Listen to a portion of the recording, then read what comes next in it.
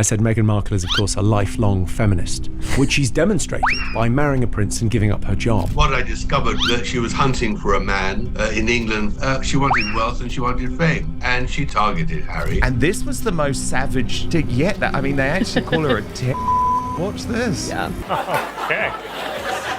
King Charles visited the U.S. to mark the 250th anniversary of American independence from Britain and to seek the release of a British hostage being held by an American I tried so hard. Did you like it? I'm almost speechless. Imagine being handed a $200 million opportunity, backed by two powerful Hollywood studios, with the entire world expecting your biggest comeback ever. It sounded like a guaranteed success. Headlines exploded, fans celebrated, and the media called it the return of a lifetime. But behind the excitement, a very different story was unfolding, one that few people saw coming. And once the truth started coming out, everything changed. What's the title of her show? Love Meghan. For what? To watch? Who wants to watch Meghan Markle bake a pie? Now, if you think the story couldn't get any more surprising, think again. After months of promotion, endless headlines, and sky-high expectations, the final numbers told a completely different story. The show didn't finish at number 3. It didn't even make the top 100. It ended the year ranked all the way down at number 383. Let that sink in for a moment. Number 383. For a project that was sold as a massive Hollywood success, that ranking raised serious questions about what really happened behind the scenes. Oh my gosh, I worked so hard. Shut the bitch. You're an idiot. For comedians, this was the perfect target. They had been waiting for a moment like this, and when it finally arrived, they jumped on it without holding back. Yeah, they were very worried about their safety, which I get that aspect of things. After 6 episodes, I wanted to attack them. He didn't tell a joke there. He read out her file. Then, the rest of them smelled blood. He wasn't just telling jokes anymore. It felt like he was reading straight from a file, laying out one point after another for the audience to hear. And once that happened, everything changed. Other comedians quickly realized there was plenty of material to work with, and they didn't hold back. One after another, they joined in, each adding their own twist, making the story even bigger. Before long, it wasn't just one comedian talking. It had become a running joke across the entertainment world. But believe it or not, the most unforgettable moment of this entire saga was still waiting. It came at the very end, delivered by someone who actually knew Prince Harry personally. Her words weren't just funny. They left the audience stunned and sparked even more debate. You won't want to miss what she said next, because it completely changed how many people looked at the whole story. Meghan Markle was there, who's a huge celebrity. Yeah, you guys love suits. Specifically, Prince Harry loves suits. Yeah. He used it like Tinder. Here's what makes Jimmy Carr so different. He doesn't need to shout. He doesn't get angry. He doesn't make a big scene. Instead, he delivers his sharpest lines with a completely calm face and an almost emotionless voice, as if he's simply reading a shopping list. That's exactly what makes the jokes hit even harder. The audience doesn't always realize what's coming until the punchline lands, and when it does, the reaction is impossible to ignore. It's that calm, almost effortless delivery that has made his style so memorable and so effective. Prince William or Prince Harry? Prince William or Prince Harry? Well, the royal family, right, if you can imagine, they're like our Kardashians. Prince Harry is very much our Kanye. He occasionally dresses as a Nazi, and he fucked up. Then came one sentence that seemed to tie the entire story together. Suddenly, all the drama, the headlines, the interviews, and the endless public battles started to make sense. It was the kind of line that instantly grabbed people's attention. This isn't a monarchy more. It's a reality show with better hats. Whether people agreed with it or not, the comment spread quickly because it captured how many critics viewed the constant stream of royal drama. In just a few words, it turned a complicated story into a simple, unforgettable comparison, one that people kept repeating long after the conversation was over. Harry and Meghan say they'd now like to split their time between spending your money in the UK and spending your money in Canada.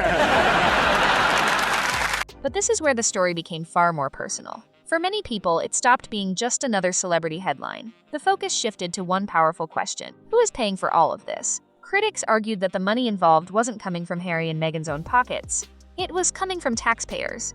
Whether people agreed or disagreed, that argument instantly raised the stakes. It was the spark that ignited an even bigger debate, turning a royal controversy into a public conversation that everyone seemed to have an opinion on. Donald Trump has had enough of them. He's privately savaged Prince Harry during King Charles's visit to America. Trump remarked to a British visitor when the conversation turned to Harry, "Can you take him back?" Everyone is fed up with the grifters. I mean, Trump has clearly had enough of the woe is me, ginger and whinger. Did you like it? I'm gonna come. In Hollywood, people can recover from almost anything: a bad review, a box office disappointment, even a public controversy. Many stars have come back stronger than ever. But there's one thing that's much harder to overcome. It's when the industry quietly decides that the excitement simply isn't there anymore. No dramatic announcement, no big headline, just fewer opportunities, less support, and growing doubt. That's the kind of judgment that can be incredibly difficult to shake off. And according to many critics, that's exactly the challenge being discussed here. Time after time, the same question keeps coming back. Were the expectations simply too high from the beginning? It's a verdict that continues to fuel debate and keeps this story in the spotlight. We love American telly. My brother's fiancée, Miss Meghan Markle, is on the American program Suits. Yes, Wednesdays, 8 p.m, USA Network. Check it out. She's amazing in it. Yeah? Right. The only difference between that show and this is people watch this one. Oh, hilarious. The reaction was hard to ignore. Some people laughed, while others saw it as a sharp piece of criticism wrapped in humor. The comments suggested that even the audience response might have been more generous than the project deserved. Whether that was fair or not, it quickly caught people's attention because it was bold, unexpected, and impossible to forget. And once that line started spreading, it added even more fuel to an already heated conversation. I know who Kate Middleton is. Beautiful woman. Yeah, I'm fine. Great mum. Whenever the kids are being fussy and not going to bed, she puts on an episode of Suits and they're out. So. What are you doing? Ow! Stop it! Stop it! Just give him a wet willy? Yes, in England it's called a moist Matthew. But here's the part that many critics say is the hardest to dismiss. The opportunities were there. The spotlight was there. The kind of platforms that countless actors and actresses dream about were already within reach. It looked like the perfect chance for a remarkable comeback. Yet, instead of ending the debate, every new project seemed to create another round of questions and criticism. That's why so many commentators keep asking the same thing. With all those opportunities on the table, why didn't the results match the expectation? For many observers, that's the question that continues to define the entire story. The intention of the show was to share more of myself. You keep saying Meghan Markle, you know I'm Sussex now. To share tips that I love in my life. When nature has given you all the cues on how to have a perfect taste of something. Oh, how fun is that? I love it. I appreciate what hard work looks like. I like working hard. Then came the Netflix show, released in 2025. Expectations were incredibly high, with many people expecting it to become a major hit.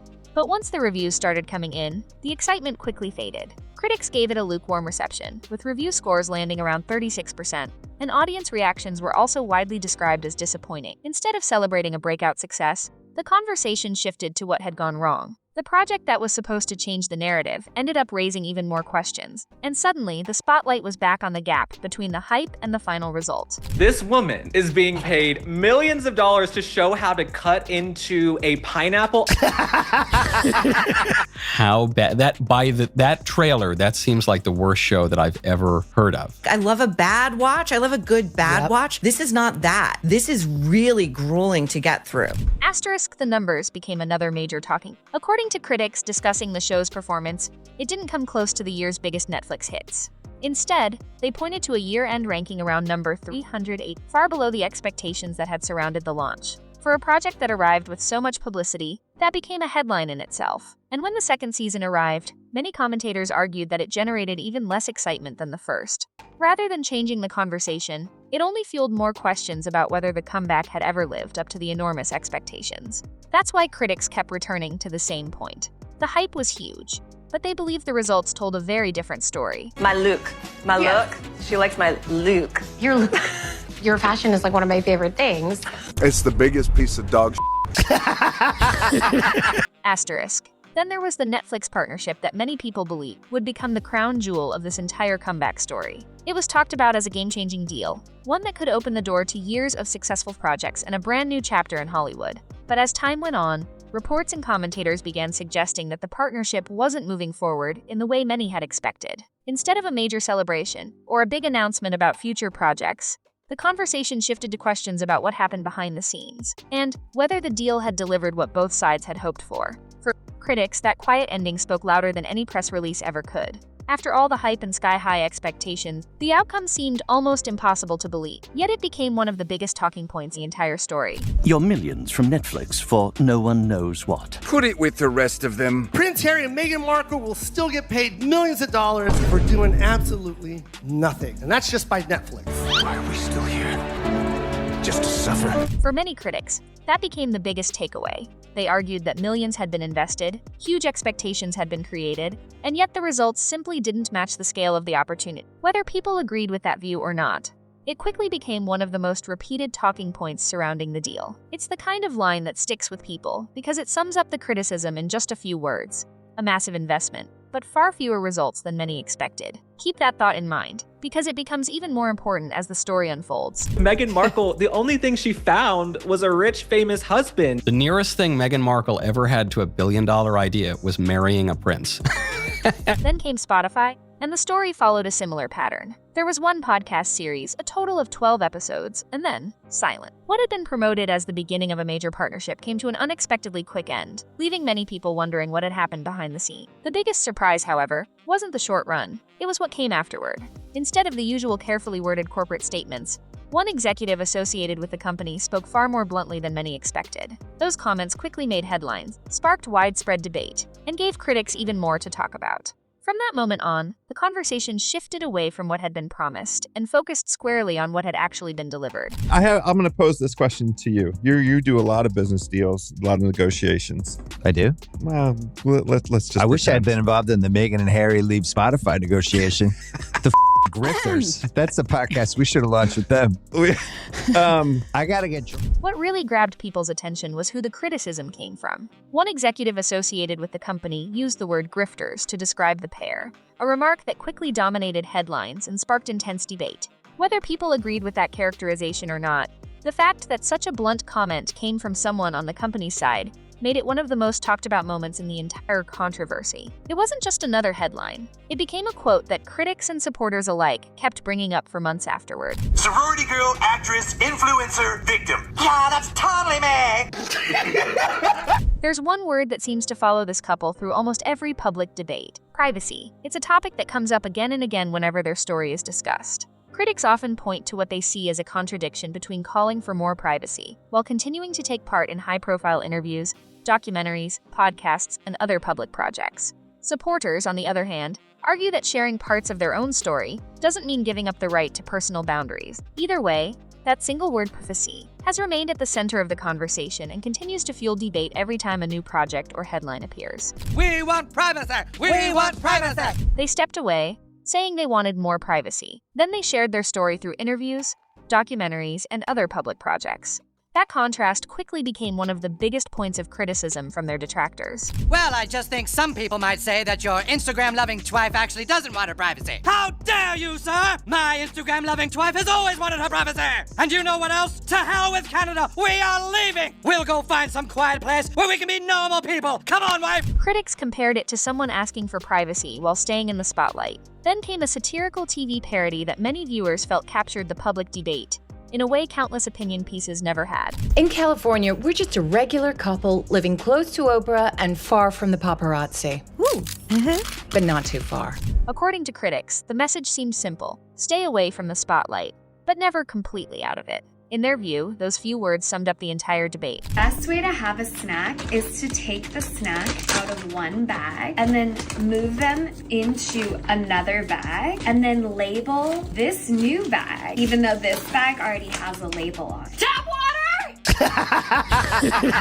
The criticism isn't about anything legal. According to her critics, it's about presentation. They argue that even the most ordinary moments are often introduced as if they're something groundbreaking, and that's what many people end up reacting to. Meghan Markle has finally revealed why she and Prince Harry call each other M and H. What could it be? A mystery for the ages. I said H was H was accepted. H has been, H is, and H called me. In with H, and H was out, and with H. Then Bill Maher pointed to what he saw as the biggest contradiction at the center of the entire debate. In just a few words, he summed up an argument that critics had been making for years, and it quickly became one of the most talked about moments in the discussion. They want it both ways. You know, you can't be, these people were so mean to us and poor us, and we don't want all this attention, and then let me write a book about how much we don't want attention. The criticism was straightforward. Publishing an entire memoir while also asking for more privacy struck many critics as contradictory. The remark quickly spread because it captured that perception with sharp humor, and for many people, it became one of the most memorable lines in the debate. Oh my God, that hat. Oh God, he's so hot. Look at him. Isn't Prince Harry? She bagged a fox. Beneath the headlines, the branding, and the ongoing privacy debate, many comedians kept returning to the same theme. They argued that too much of the public story centered on complaints and personal grievances. Whether people agreed or not, that became a recurring punchline across comedy shows and commentary. Then Kelly Osbourne added her own blunt take, bringing the conversation back into the spotlight once again. I think he's a twat. He's a whining, whinging, complaining, woe is me, I'm the only one that's ever had mental problems. Like, my life was so hard. Everybody's life is hard. Her message was simple. Everyone faces challenges. That straightforward point resonated with many people. And because it came from a well-known public figure, it quickly became one of the most widely discussed comments in a debate. I watched the Harry and Meghan Netflix documentary. Now, I'll be honest with you, before I watched it, I was not a fan of theirs. But now I've actually heard their side of the story, I hate them. According to critics, that's the trap. They argue that the more explanations are given, the more new questions seem to appear. Instead of ending the debate, each response often keeps the conversation going even longer. I don't think they will change because I don't think they have the capacity to, but they obviously should. The one person who I think has been really happy about all of this is Prince Andrew. I'm guessing that he has been nudging the royal family. Can you believe what Meghan did, huh? Can you believe it? Dragging this family's name into disrepute, shaming us. Then even John Oliver, who isn't typically seen as a harsh critic of the couple, offered comments that many interpreted as skeptical. For some observers, that stood out because it suggested the debate had spread beyond the usual critics. They also pointed to changing public reaction in the US, where they had once expected a much warmer reception. Clearly, Prince Harry and Meghan, we don't give a f***. America don't give a about you. A lot of people care. They got a Netflix We never show. cared about nothing that had to do with y'all. We do not give a f***. We don't care. Babyface. And this is where many critics say their frustration peaks. Their argument isn't about fame or success. It's about what they see as the message being repeated. They point out that the couple had extraordinary opportunities, global recognition, financial resources, and an audience willing to listen. Yet, in the eyes of those critics, too much of the public narrative kept returning to the hardships they faced. That's why this criticism continues to resonate with some commentators and remains one of the central debates surrounding their public image. She does not have friends. She does not care about other human beings. She only wants power. And the only way that she feels that she can get it is by leveraging her relationships with certain people. That's not friendship. At that point, many people felt the jokes had gone beyond simple comedy. It was no longer just a roast. It had become a broader commentary on how critics viewed the entire situation. Look at that face. She's not happy. Oh, yeah, it's so hard to be pretty. So your life is so hard. You're a princess. This was the topic many of the biggest comedy names seemed to avoid. But one stand-up comedian decided to tackle it head-on. Walking onto a Netflix stage, they took on one of the most controversial parts of the entire saga, turning it into a routine that quickly became one of the most talked about moments in the debate. Everybody trying to be a victim. Like, what's this girl, Meghan Markle? Seemed like a nice lady, just complaining. I was like, didn't she hit the light skin lottery? And still going on complaining, acting all dumb like she don't know nothing. Going on Oprah, I didn't know. I had no idea how racist they were. It's the royal family. You didn't Google these motherfuckers? I'm not here to tell you what to think, and these aren't my words. They were Chris Rock's comments, delivered during one of his own stand-up performances. Whether people agreed with him or not, his routine quickly became one of the most widely discussed moments in the entire conversation. They're so racist, they're so racist. Some of the she went through was not racism. It was just some in-law shit. Cause she's complaining, I'm like, what the is she talking about? No, they're so racist. They wanted to know how brown the baby's gonna be. I'm like, That's not racist, because even black people want to know. For many viewers, that moment marked a shift in the conversation. A topic that had once been treated with great seriousness was now being discussed through comedy, changing how some audiences responded to it. And then the focus shifted again. Jimmy Carr paused the jokes for a moment and asked a single question, one that became the starting point for an even bigger discussion. What do Mark Zuckerberg, Wallace Simpson, and Adolf Hitler all have in common? The conversation then turned to a historical comparison. Jimmy Carr referenced Wallace Simpson, the American divorcee whose relationship with a king led to one of the most famous royal crises in British history. It was a comparison that immediately caught the audience's attention and set up the point he wanted to make next. Wallace Simpson, she was a divorced American lady and she caused the king to abdicate because he wanted to be with her. Do you remember? So she's like vintage Meghan, old school Meghan. That's a great way to describe Wallace Simpson. She's the original Meghan Markle. Okay. Carr then suggested a historical parallel, describing it as a story the royal family had faced before in a different era. Whether people agreed with the comparison or not,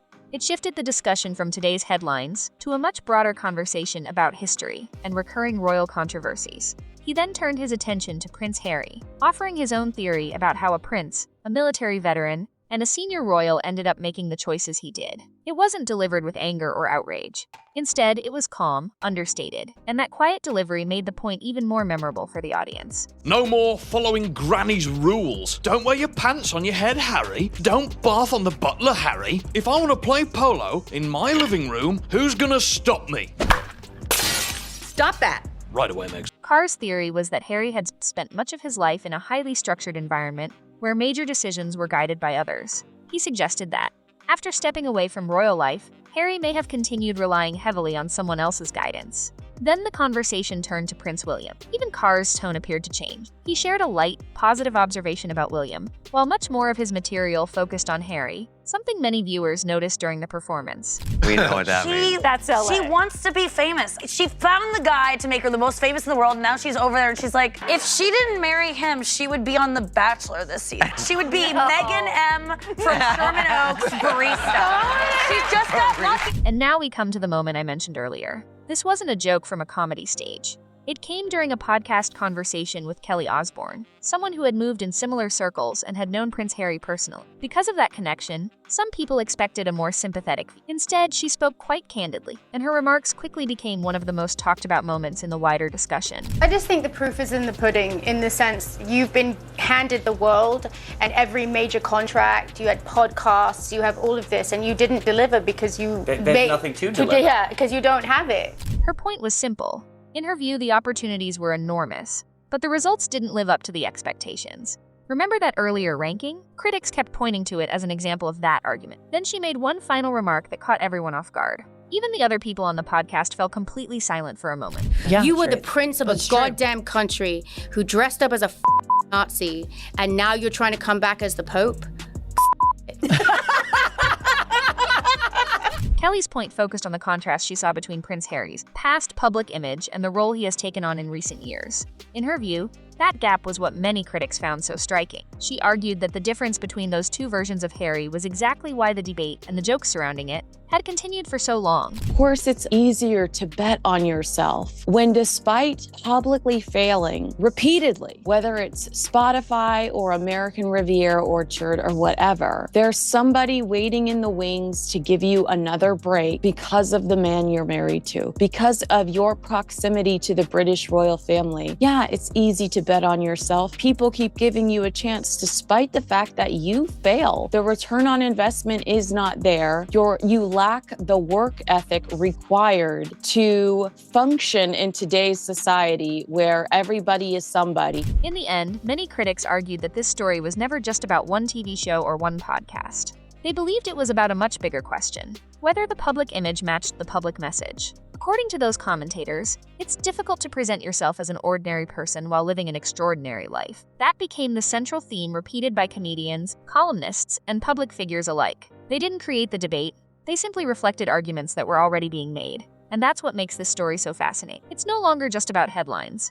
It's about perception, expectations, and whether the public still believes the narrative. That's the conversation that continues to divide opinions, and it doesn't look like it's ending anytime soon. Now I want to hear from you. Which Which comment do you think made the biggest impact? Was it Jimmy Carr, Chris Rock, or Kelly Osbourne? Let me know in the comments. I read as many as I can, and I'm curious to see which moments stood out most to you. If you enjoyed this video, don't forget to leave a like and subscribe to the channel. It really helps us bring you more videos like this.